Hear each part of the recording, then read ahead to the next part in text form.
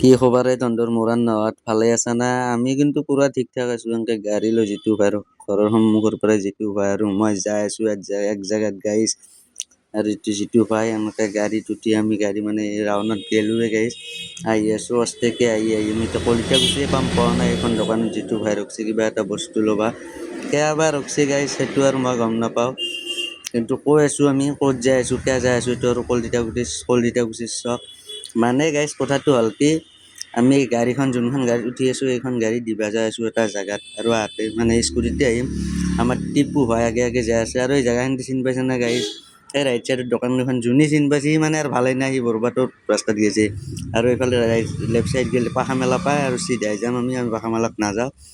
আৰু এনেকৈ যাই আছোঁ এইটো আমাৰ টিপু ভাই দেখিছোঁ চাগে আগে আগে যাই আছে আৰু এনেকৈ আহি পালোঁ যাই আছোঁ লোকেশ্যনটো আৰু আহি কাৰণে আমাক টিপু ভাই ৰখি আছে টিপু ভাই বুলি কিবা এটা ক'ব ওৱান কেমেৰাত ক'ব লাষ্ট কৰে গাইছ কিবা কয় মানে এখনি নুতেলটো দিয়ে ভইচটো গাইছে কিবা এটা কথা কৈছিল আৰু